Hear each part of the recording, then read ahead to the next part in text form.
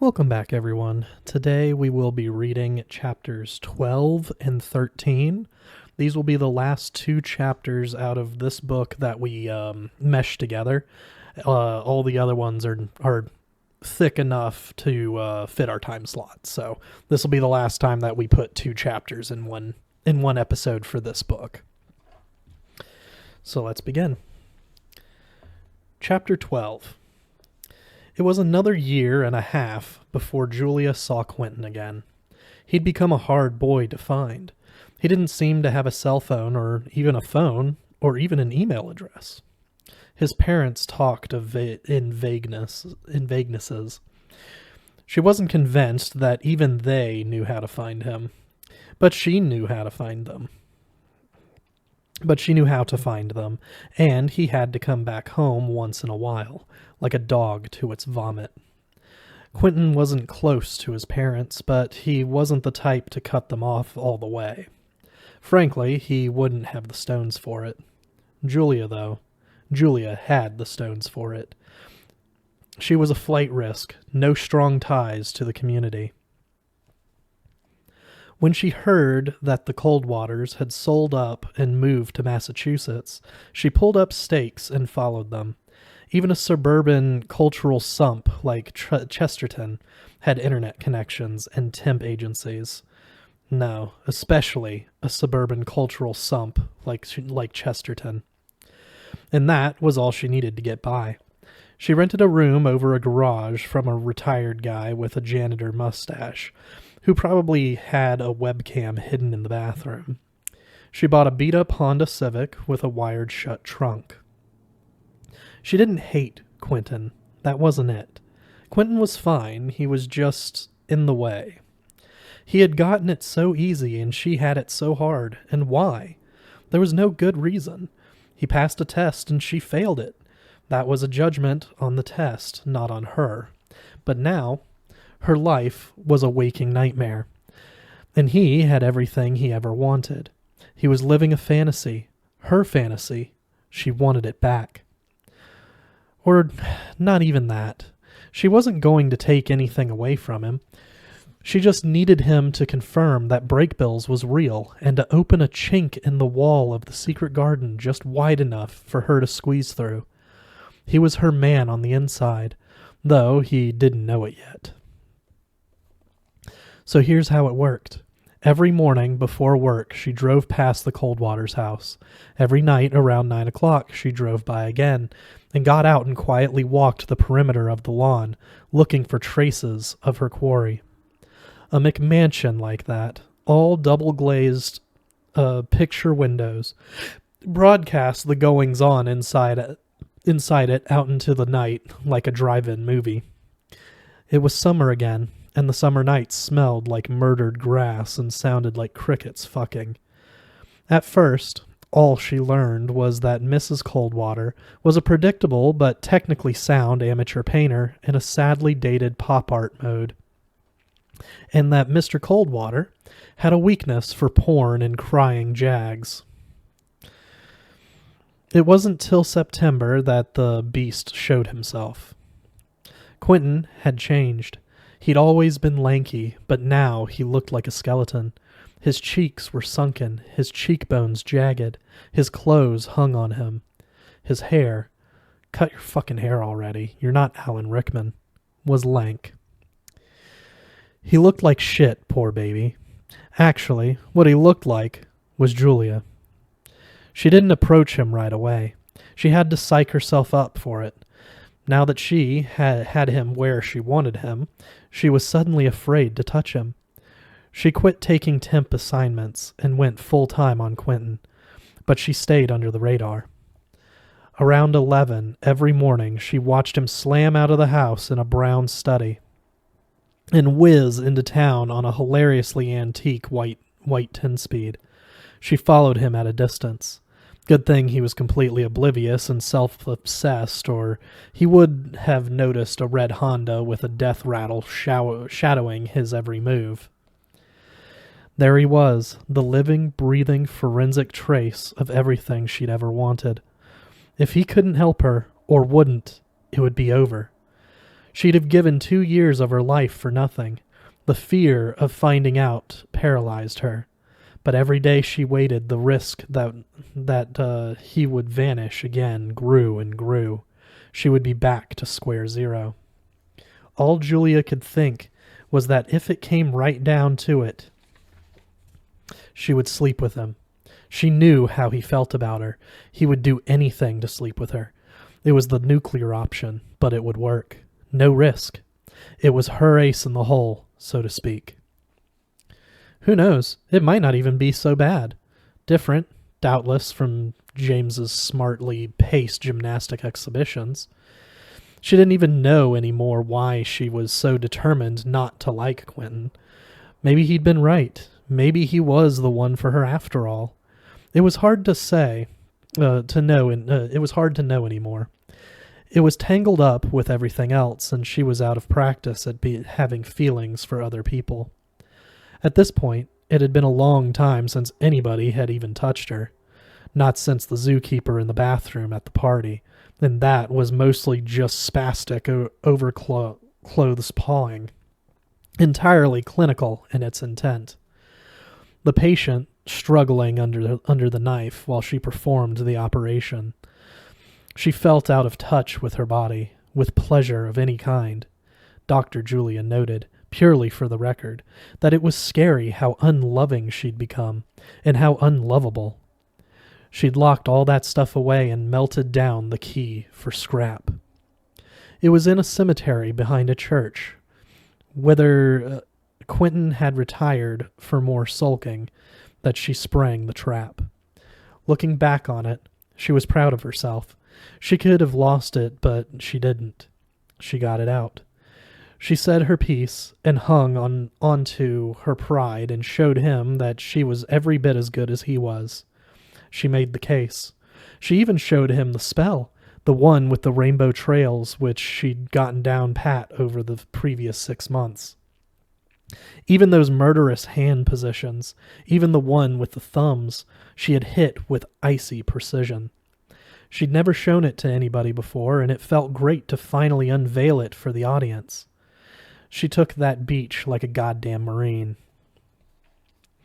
And when it came down to the nuclear option, when the red phone rang in the war room, Julia hadn't flinched. Oh no, she took the call. If that's what it took, she would go there, sister. But here was the thing. He wouldn't. She hadn't counted on that. She'd offered as plainly as she knew how. She'd run herself through with the hook and dangled herself before him, pink and wriggling. But he hadn't taken the bait. Julia knew she'd let herself go a bit looks-wise, but still, come on, it didn't add up. The problem wasn't her. It was him. Something or someone had gotten to him. He wasn't the Quentin she remembered. Funny. She'd almost forgotten people could change. Time had stopped for her the day she'd gotten her social studies paper back from Mr. Carras.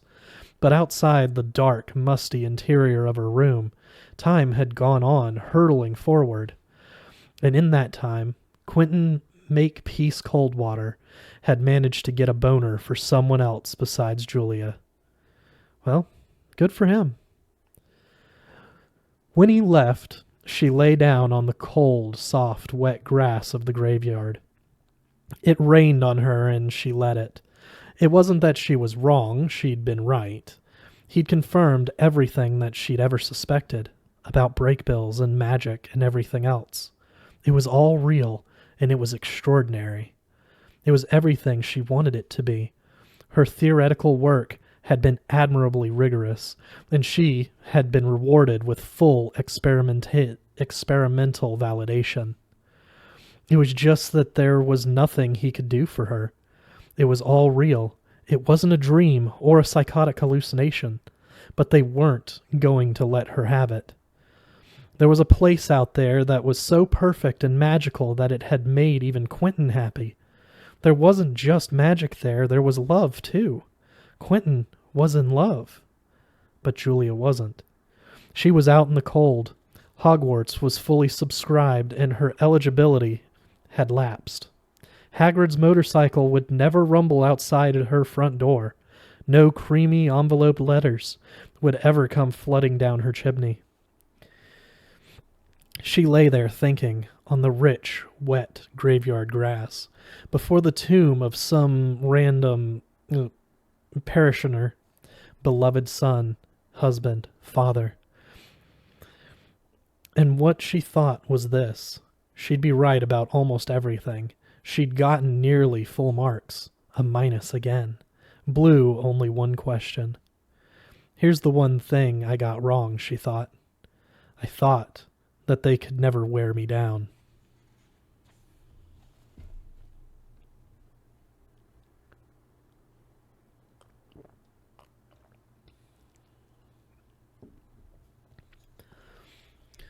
Chapter 13. Shoplifting a city map from a tourist trap wasn't a particularly spiritually enlarging activity. Whereas Benedict, when you needed it, where was Benedict when you needed him? And the magic involved was trivial.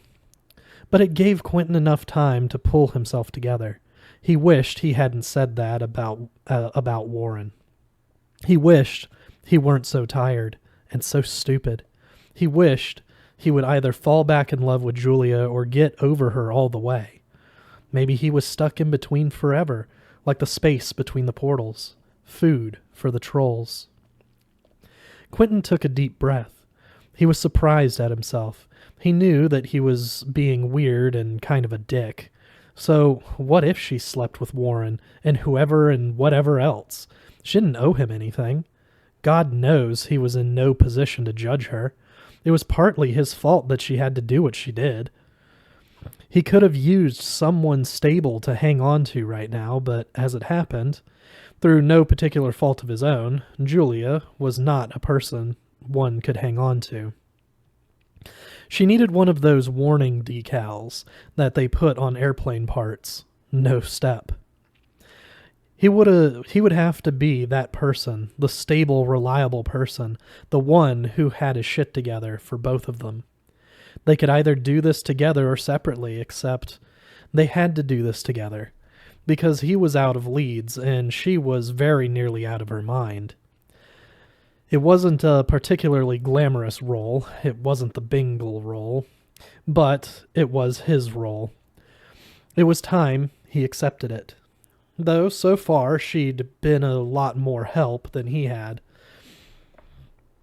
When he got back to the table at the cafe, she had undergone yet another unexpected transformation. She was smiling. You look happy. He sat down. Maybe you should slap me more often. Maybe I should, she said. She sipped her coffee. This is good. The coffee?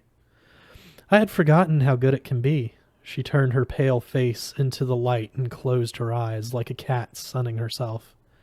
Did you ever miss it? Being here? I honestly never did. Me neither.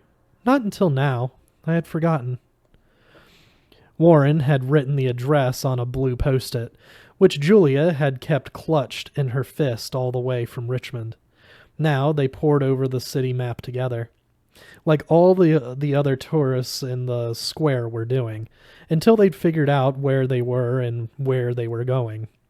Their destination was in a neighborhood called Durosaduro, on a street a block off the Grand Canal.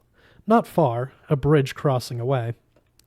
Quentin guessed it was probably only around 9 or 10 at night by their internal clocks, but it was mid-afternoon in Venice, and he felt like they'd been up for days. It was hot in the square, but cool up on the bridge. In the seaborne jet stream that blew down the Grand Canal, so they stopped there to orient themselves. There were no cars in Venice, or not in this part anyway. The bridge was a wooden footbridge, disappointingly modern. It would be 100 years at least until it started looking like it belonged in Venice. Beneath them, oily black gondolas poled along, spinning off miniature spiral whirlpools after them, and sturdy Vaporetti chugged, and long, thin barges glided, roiling the green water behind them into milky smoothness. Debauched listing palazzi lined the canal, all tiles and terraces and colonnades. Venice was the only city he'd ever been that looked the same in real life as it did in pictures. It was consoling that something in this world met expectations. The one factoid Quentin remembered about the Grand Canal was that after Byron was done screwing his mistresses, he used to like to swim home along it, carrying a lighted torch in one hand so that boats wouldn't run him over. He wondered what was happening in Fillory. Would they wait around on After Island for them? Hold an investigation? Put the locals to the sword? Or would they go back to Whitespire? The truth was, whatever was going to happen had probably already happened. Weeks could have gone by already, or years. You never knew how the time difference would work.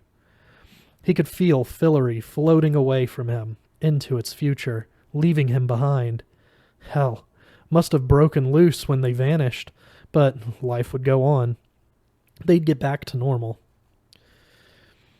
Right now, Janet and Elliot could be growing old without him. They'd miss him, but they'd live. Quentin, King of Fillory, needed Fillory more than Fillory needed him. In Dorsoduro, the streets were narrow and quiet. It was less like a stage set and more like a real city than the part they'd come from. People actually seemed to live and work here. They weren't just putting on a show for the tourists. As much as Quentin wanted to hurry through it, to get on with getting back to Fillory, even he couldn't ignore how conspicuously beautiful Venice was. People had been living here for, 1,000 years? More? God only knew whose crazy idea it was to build a city in the middle of a lagoon, but you couldn't argue with the results. Everything was made of old brick and stone, with carved blocks of even older stone stuck into the walls at random intervals as ornaments. Old windows had been bricked up, and then new windows had been bashed through the brick, affording glimpses of silent, secret courtyards. Every time they thought they'd left the sea behind, they'd stumble on it again, a dark angular vein of water branching in between the buildings, lined on both sides with bright-colored skiffs. Just being here made Quentin feel better. It was more suitable for a king and a queen than suburban Boston. He didn't know yet whether they were getting any closer to Fillory, but he felt closer. Julia kept her pace brisk and her eyes fixed straight ahead. It should have been a short walk, 10 minutes at most, but the street plan was so chaotic they had to stop at literally every corner to reorient themselves. They took turns snatching the map from each other and getting lost and having it snatched back. Only about one building in 5 had a number on it, and the numbers didn't even seem to be in sequential order. It was a city built for wandering, which was all well and good unless you had urgent business at one very particular location. Finally, they stopped at a wooden door, painted brown, that was barely as tall as they were. It was an open question whether they were on the right street, but if nothing else, the door had the right number on a little stone plaque above it. It had a tiny window set in it, which had been painted over. There was no knob. Quentin put his hand on the warm stone wall next to it. He counted a rhythmic sequence under his breath, and a thick fabric of lines. The deep orange of a heating filament flashed for a minute over the old stone.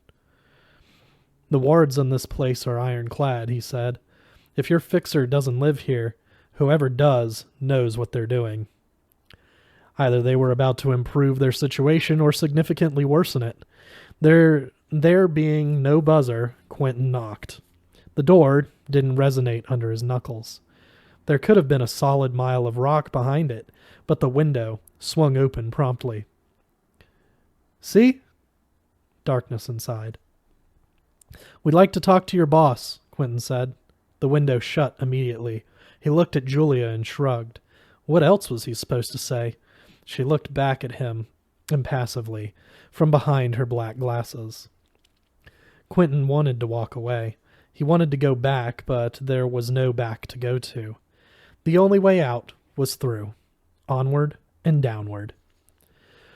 The street was silent. It was narrow, practically an alley, with buildings going up 4 stories on either side. Nothing happened. After 5 minutes, Quentin muttered some words in Icelandic and held his palm an inch away from the door. He felt the wall around it, which was in the shade but still warm. "Stand back," he said. Whoever made the wards knew what they were doing, but they didn't know everything Quentin knew. He moved the heat from the wall, all of it, into the little glass window, which expanded, as glass will when it's heated. The wards were good enough that the heat didn't want to go, but Quentin had ways of encouraging it. When the glass couldn't expand anymore, it popped with a ping like a light bulb. Warren's students would have been impressed. "Stronzo!" he called through the empty frame. "Faci parler con tuo direttore del caso." A minute passed. Quentin's thermal transfer spell had made a sheen of frost appear on the old stone wall. The door opened. It was dark inside. "See?" he said. "I did learn something in college." A short, heavy-set man met them in the foyer. A tiny room lined with brown ceramic tiles. He was surprisingly gracious. They must have to replace that little window a lot. "Prego." He ushered them up a short flight of stairs into one of the most beautiful rooms Quentin had ever seen. He'd been snowed by Venice's bizarre topography. He'd assumed they'd be shown into some crap Eurotrash crash pad with white walls and uncomfortable couches and tiny geometrical lamps. But the building's exterior was pure camouflage. They were in one of the big palaces on the Grand Canal. They'd come in the back way. The entire front wall was a row of tall windows with Moorish peaks, all looking out into the water. The obvious intention was to awe guests into a state of trembling submissiveness, and Quentin surrendered immediately. It was like a full-scale mural, a Tintoretto maybe, with vivid green water and boats of all shapes and sizes, imaginable and unimaginable, crossing back and forth. These hideous, glittering Murano chandeliers lit the room, translucent octopuses dripping with crystals. The walls were stacked with ranks of paintings, classical landscapes, and scenes of Venice. The floor was old marble tiles with their lumps and scars smothered under overlapping oriental carpets. Everything in the room was very much just so. It was the kind of room you wanted to spend years in. It wasn't fillery, but things were definitely looking up. It felt like Castle Whitespire. Their escort departed, and for the moment they were left to their own devices. Quentin and Julia sat on a sofa together. Its legs were so deeply carved it looked like it was going to walk away. There were 4 or 5 other people in the room, but it was so huge that it seemed private and empty. These men in shirt sleeves were talking in low tones over a tiny table, sipping something clear out of tiny glasses. A broad-shouldered old woman stared out at the water with her back to them. A butler, or whatever they were called in Italy, stood at the foot of the stairs. Everyone ignored them. Julia squished herself into one corner of the couch. She pulled her feet up, putting her shoes on the nice antique upholstery. "I guess we take a number," Quentin said. "We have to wait," Julia said. "He will call us." She took off her glasses and closed her eyes. She was starting to withdraw again. He could see it. It seemed to come in waves. Maybe it was because she felt safe here. She could let herself go for a while. He hoped so. He would take it from here. I'm going to get you some water. Mineral water, she said. Fizzy. And ask him for rye. If there was one thing being a king prepared you for, it was talking to domestic staff. The butler had both mineral water, Fizzante, and rye. He brought the rye neat, which seemed to be how Julia wanted it. She ignored the water. He worried about her drinking. Quentin liked a drop here and there, God knew, but the volume of alcohol Julia could consume was heroic. He thought of what Elliot told him, about what he'd seen at the spa. It was like Julia was trying to anesthetize herself, or cauterize a wound, or fill in some part of her that was missing. Warren's fixer must be pretty good at fixing things, Quentin said. This place is nice, even by magician standards. I cannot stay here, was all Julia said. She sat there, sipping the rye and shivering, cupping it between her hands as if it were a magic healing cordial. She drank without opening her eyes, like a baby. Quentin had the butler bring her a wrap. She had the butler bring her another rye. I can't even get drunk anymore, she said bitterly. After that, she didn't speak. Quentin hoped she could rest. He occupied the other end of the couch, sipping a Venetian spritz, prosciutto, Aperol, soda water, twist of lemon, olive. Prosecco, okay. And looking out at the canal, and not thinking about what they'd do if this didn't work out.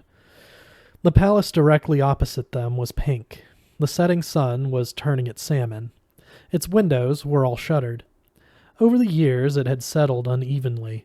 One half had sunk slightly while the other half stayed where it was, creating a fault line up the middle. It must have run through the whole building, all the rooms, Quentin thought. People were probably always tripping on it. Stripy poles stuck up at odd angles from the water in front of the pink palace. It was strange to be in a palace and not be king of it. He'd gotten out of the habit. It was like Elaine had said. Nothing made him special here. Nobody noticed him. He had to admit it was strangely relaxing. It was an hour, and Quentin had cut himself off after his third spritz, before a small, intense young Italian in a pale suit, no tie, came and invited them upstairs. It was the kind of outfit an American couldn't have gotten away with in a million years. He showed them into a small, all-white salon, with 3 delicate wooden chairs set around a table. There was a plain silver bowl on the table. No one sat in the third chair. Instead, a voice spoke to them out of the air. A man's voice, but high and whispery. Almost androgynous. It was hard to tell where it was coming from. Hello, Quentin. Hello, Julia. That was creepy. He hadn't told anybody their names. Hi. He didn't know where to look. Thanks for seeing us. You're welcome, the voice said. Why have you come here? I guess he doesn't know everything. We'd like to ask for your help with something. What would you like me to help you with? Showtime. He wondered if the fixer was even human or some kind of spirit like Warren or worse. Julia was doing her 1,000-yard stare a million miles away. Well, we've just come from another world, from Fillory, which, as it turns out, is a real place. You probably knew that. Start again. We didn't mean to leave. It was kind of an accident, and we want to go back there. I see. Pause. And why would you want to help? And why would I want to help you with that? Maybe I can help you too? Maybe we can help each other? Oh, I doubt that, Quentin. The voice dropped an octave. I doubt that very much. Okay. Quentin looked behind him. Right. Look, where are you? He was starting to feel painfully aware of how vulnerable they were. He didn't have much of an exit strategy, and the fixer shouldn't have known their names. Maybe Warren had called ahead. That wasn't a comforting thought. I know who you are, Quentin. There are circles in which you are not a very popular man. Some people think you abandoned this world, your own world. All right. I wouldn't say abandoned, but okay. And then Fillory abandoned you. Poor little rich king. It doesn't seem like anyone wants you, Quentin. You can look at it like that if you want. If we can just get back to Fillory, everything will be fine. Or at any rate, it's not your problem, is it?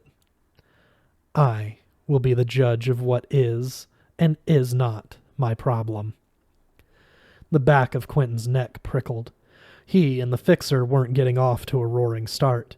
He weighed the advantages of laying on some basic defensive magic. Prudent, but it might spook the fixer into trying a preemptive strike. He shot Julia a glance, but she was barely following.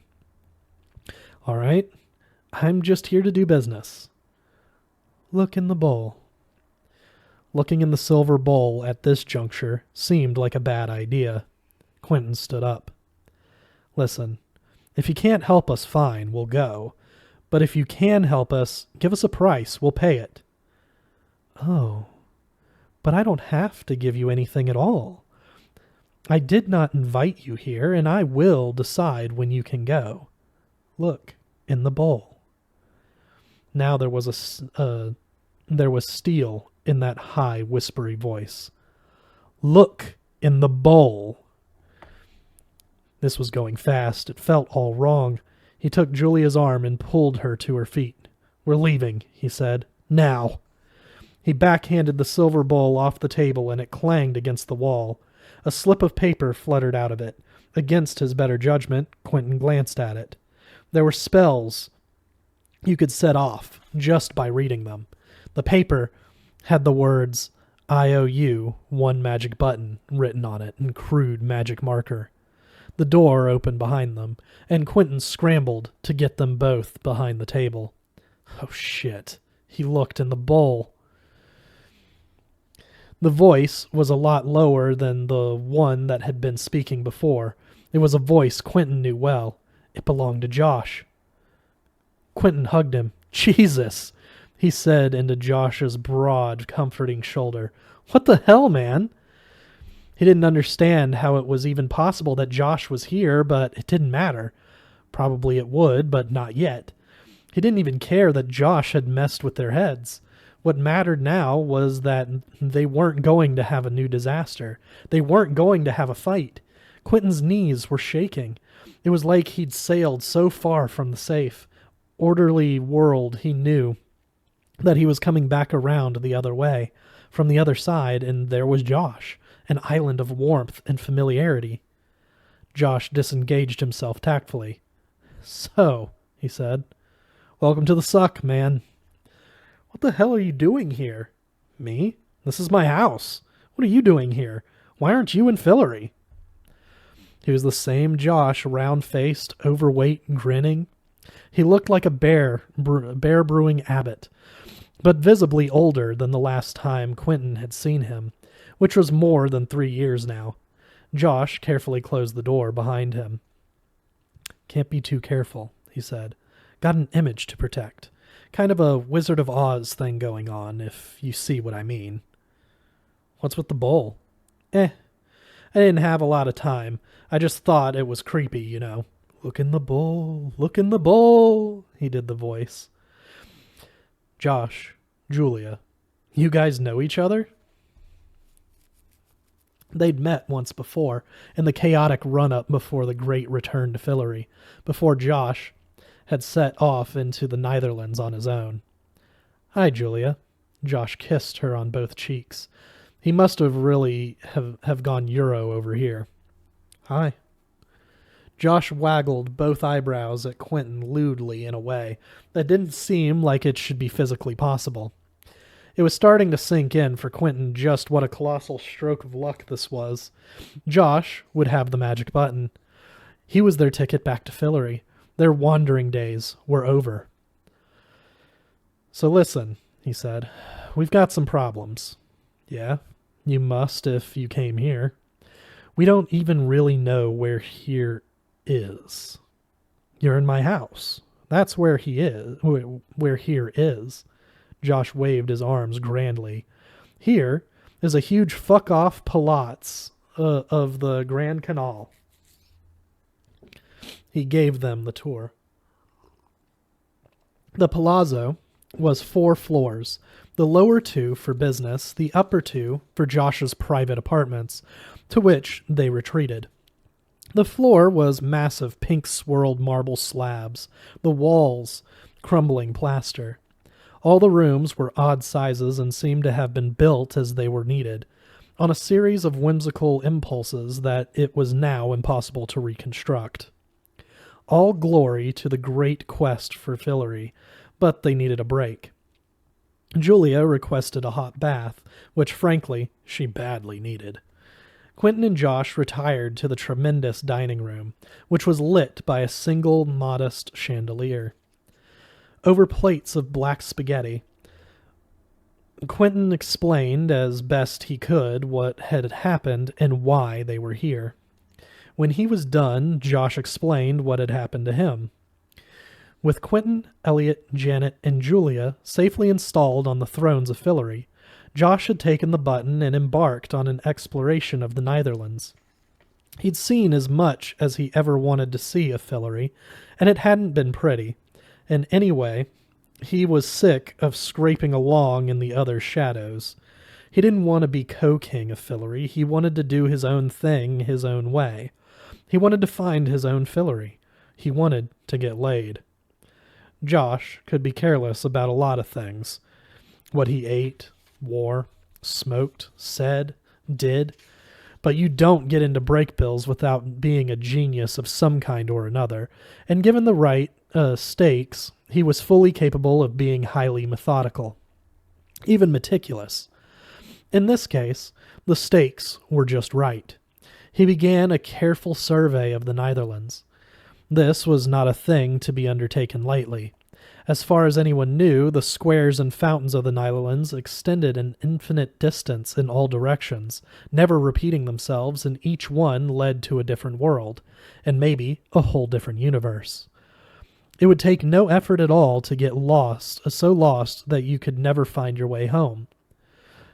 Josh had it in his mind to go to Middle-earth, as in the setting of Tolkien's The Lord of the Rings. Because if Fillory was real, why not Middle-earth? And if Middle-earth was real, that meant a lot of other things were probably real. Lady Elves and Limbas, wafers and pipeweed, and Uru Luvatar knew what else. But practically speaking, anywhere would have done as long as it was reasonably warm and life-supporting, and inhabited by people endowed with the appropriate organs and a willingness to make them available to Josh. The multiverse was his TGI Fridays. He had it in mind to spiral outward from Earth's fountain, square by square, mapping carefully as he went. He wouldn't need much. You didn't really get hungry in the Netherlands. He brought a loaf of bread, a good bottle of wine, warm clothes, 6 ounces of gold, and a stun gun. The first world was a complete bust, he said. Desert everywhere. Incredible dunes, but no people at all that I could find, so I buttoned right back out of there. Next one was ice. Next one was pine forest. That one was inhabited. Sort of a Native American thing. I stayed there 2 weeks. No love, but I lost about 10 pounds. Also, scored a fuck ton of wampum. Wait, hang on. These worlds were the same all over? Like each one had a single climate and that's it? Well, I don't know. I don't even know if these other worlds are are spheres, you know? Or disk worlds or ring worlds, whatever else. Maybe they don't work the same way. Maybe they don't have latitude, but I wasn't about to hike to another climate zone just to find out. Much easier just to hit the next fountain. God, the things I saw. Really. You should do it sometime. Some days, I would hit a dozen worlds. I was just like free falling through the multiverse. A giant tree that didn't have any beginning or end. A sort of magnetic world where everything stuck to you. One was all stretchy. One was just stairs. Stairs and stairs and stairs. What else? There was an upside down one, a weightless one, where you drifted around in outer space, except the space was warm and humid and smelled sort of like rosemary. And you know what's real? Teletubbies. I know, right? Crazy, crazy stuff. You didn't. No, I did not hit that shit. Totally could have. Anyway, not everything was that exotic. Sometimes I'd find a world that was just like ours, only one tiny thing would be different. Like the economy was all based on strontium, or sharks were mammals, or there was more helium in the air so everybody had little high voices. I did meet a girl after all that. Man, it was so beautiful. This world was mostly mountains, like one of those Chinese paintings just rising out of the mists. And actually, everybody looked kind of Asian. They lived in these ornate hanging pagoda cities. But there were hardly any of them left. They were always fighting these endless wars with other people on other mountains for no special reason. Plus, they fell off cliffs a lot. I was probably the fattest person they'd ever seen, but they didn't care about that. I think they thought it was hot, like it meant I was a good hunter, something like that. They'd also never seen magic before, so that went a long way. I was kind of a celebrity for a while. I started hanging out with this one girl, big-time warrior for one of the cities. She was very into the magic thing, and also I guess their menfolk weren't especially well endowed in the hardware aisle, if you take my meaning. I believe I grasp the essence of it, yes, Quentin said. Anyway, she died. Got killed. It was awful. Really, really sad. At first, I wanted to stay and fight and try to get the people who killed her, but then I couldn't do it. It was all so stupid. I just couldn't get into the war thing the way they did, and that was shameful to them, I guess, so they kicked me out. God, I'm sorry.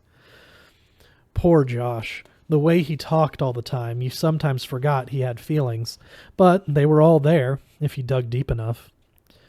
No, it doesn't matter. I mean, it did, but what can you do? It was never going to work out. I think she wanted to die that way. Those people weren't that into life, or maybe they were, and that's what life is. I don't fucking know.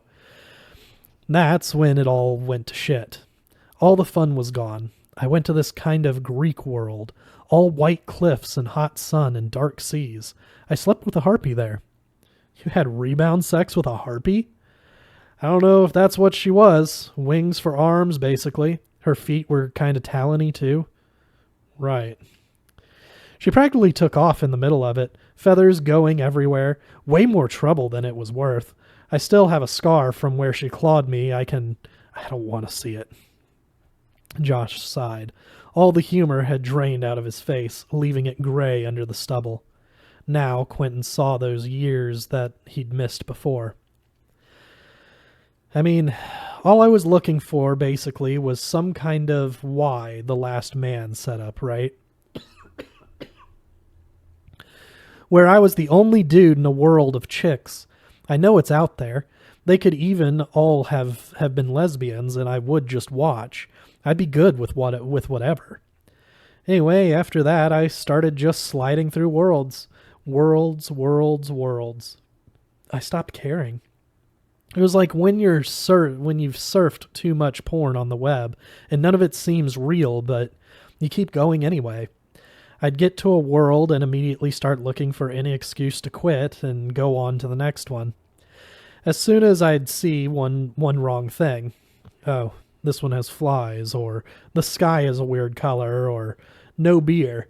Anything that wasn't perfect, I'd bail. Then, one of those times I came back and the whole Netherlands was busted. What? How do you mean busted? Broken. Fucked up.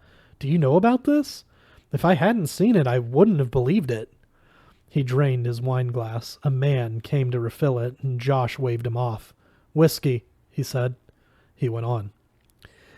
At first, I thought it was me. I must have broken it. I used it too much, something like that. When my head broke the water that last time, it was like the cold punched me in the face. The air was freezing, and the wind was just whipping this dry, powdery snow through the squares. How is that even possible? Quentin said. I didn't think the Netherlands even had weather. It made him think of that silent storm, the one that had thrashed the clock tree back in Fillory. Maybe it was the same wind. Something's deeply messed up there, Quentin. Something's wrong. Something basic. Like systemic. Half the buildings were in ruins. It looked like the place had been bombed. All those beautiful stone buildings just laid open to the sky. Do you remember how Penny said once that they were all full of books? I think he was right, because the air was full of pages blowing along through the city. Josh shook his head. I guess I should have grabbed a few to see what was on them. You would have. I never even thought of it till after. You know what? What I was thinking about? Not dying. I was pretty fat from the earth fountain at that time, far from the earth fountain at that point, a mile maybe. I brought warm clothes, but I ditched them when I met the harpy.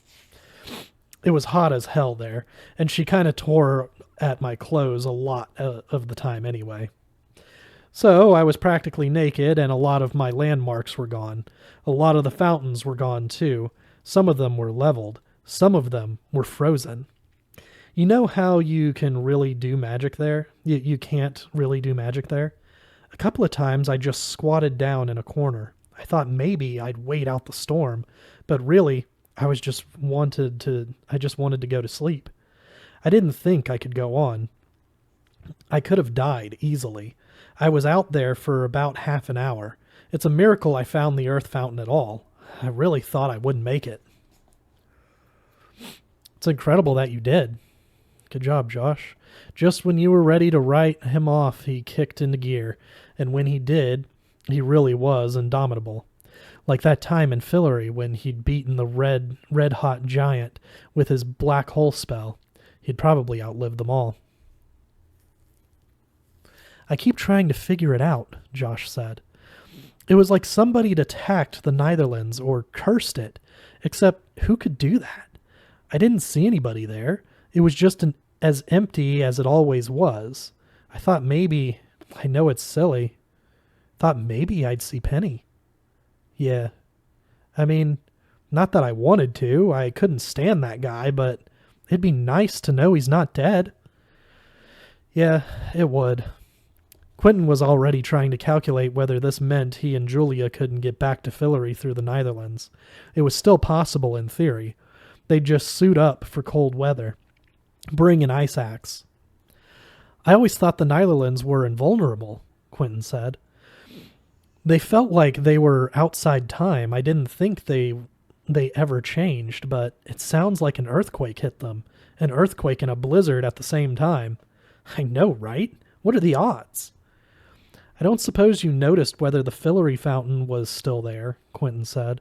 I thought maybe we'd go back that way, back to Fillory. No. So, you are going back? I didn't exactly pop in while I was passing through, but listen. I don't know if you can go back that way anyway. Why not? I realize the Netherlands is a disaster area, but it's worth a try. You got back to Earth. You seem pretty settled here. We'll just borrow the button and be on our way. Yeah, see, that's the thing. Josh didn't meet Quentin's eyes. He studied a painting hanging on the flaking wall behind Quentin as if he'd never seen it before. What? I don't have the button anymore. You don't? Yeah, I sold it. I didn't realize you still wanted it. Quentin could not be hearing this. You didn't. Tell me you did not do that. I totally did, Josh said, indignant. How the hell do you think I could afford a Venetian palazzo? With that, we end for today, and we'll see you guys next week with Chapter 14.